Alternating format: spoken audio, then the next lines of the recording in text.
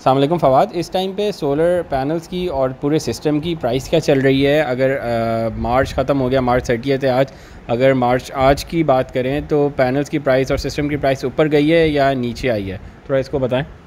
भाई पिछले अगर हम 6 महीने का ट्रेंड देखें या पिछले हम 4 महीने का ट्रेंड देख लें एग्जैक्टली, तो प्राइसेस अब कम हुई हैं।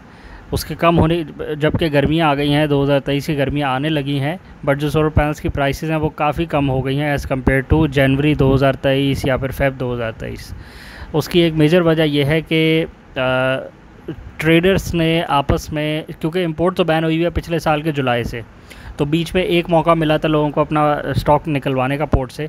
तो इन इफ़ेक्ट आप समझ सकते हैं कि जुलाई 2022 से इंपोर्ट नहीं हो सकी पाकिस्तान में सोलर पैनल्स की प्रॉपरली। उसकी वजह से जो स्टॉक की क्वांटिटी थी वो कम हो रही थी। तो जुलाई 2022 से अक्टूबर नवंबर 2022 तक तो स्टॉक कम होता गया और प्राइसेस ऊपर आती गई। बड़ी ऑब्वियस ही बात है। सोलर पैनल्स की बात करें और इन्वर्टर्स की में स्पेसिफिकली 10 और 15 किलोवाट के जो ऑनरेड इन्वर्टर्स थे वो गायब हो गए मार्केट से। उसकी डिमांड बहुत ज़्यादा आई।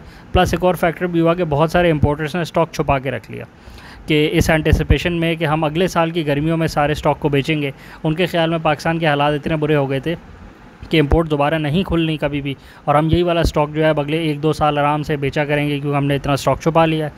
लेकिन वो, और साथ ही साथ फिर ये हुआ कि 2023 के स्टार्ट में पिछले 3 महीनों में सोलर पैनल्स को भी लोगों ने स्टॉक करना शुरू कर दिया।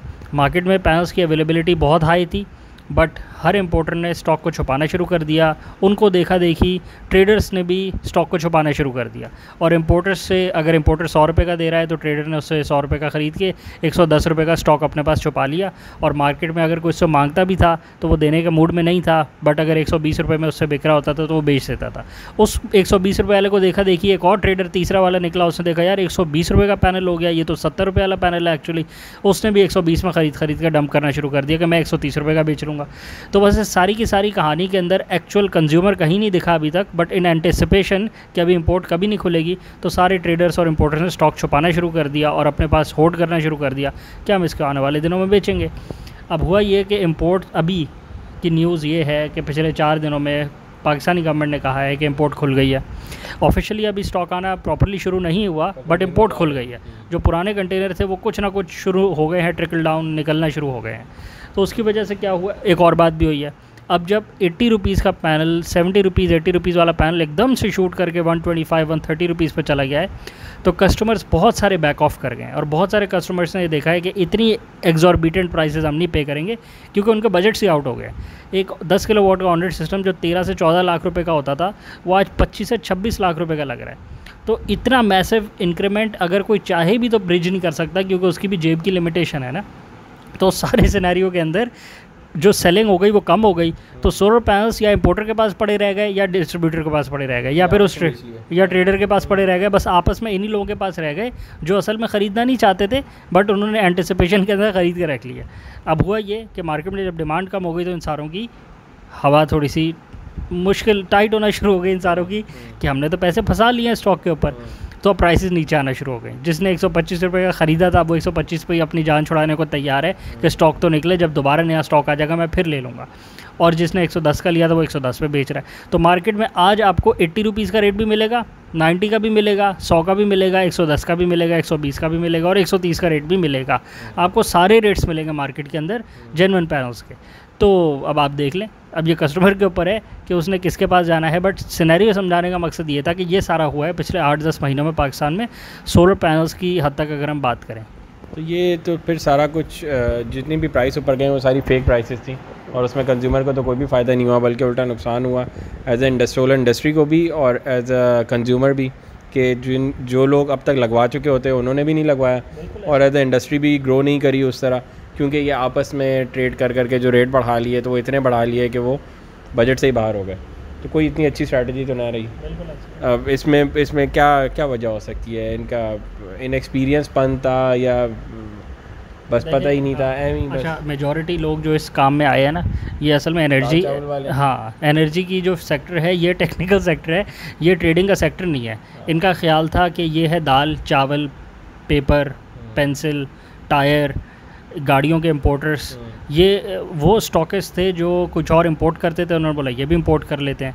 तो जिसने आप देखें ना, चावल को पुराना रखने से तो चावल की वैल्यू में इजाफा हो जाता है, क्योंकि पुराने चावल की वैल्यू ज़्यादा होती है, नए चावल की वैल्यू कम होती है।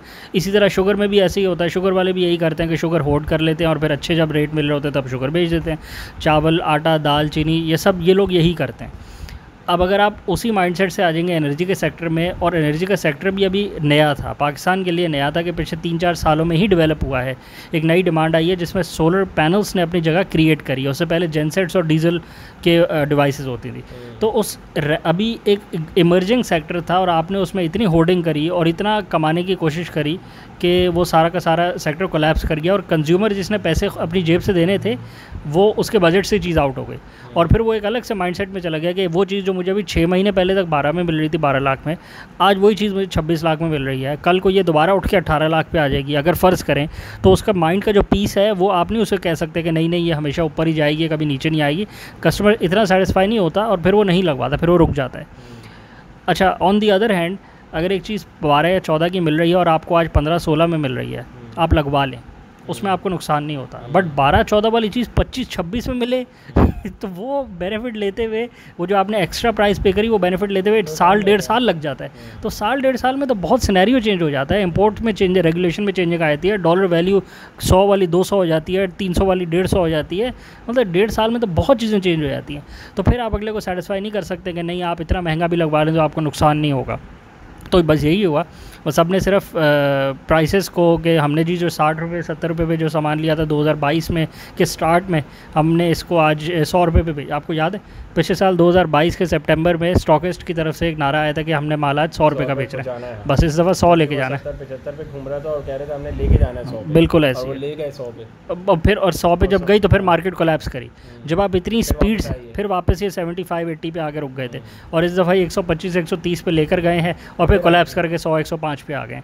तो गलत करते हैं ये इनका इनएक्सपीरियंस है और लालच है इनकी, ऐसा नहीं करना चाहिए। एज इंडस्ट्री ग्रो करना बिल्कुल, आप ये ट्रेडिंग की चीज़ नहीं है, इससे मुल्क को भी फ़ायदा होता है, लोगों को फ़ायदा होता है। ये दाल चावल या टायर, इससे वो नहीं है, सीमेंट नहीं है, ये आपका केमिकल नहीं है, इससे ये असल में ये ट्रेड की चीज़ ही नहीं है।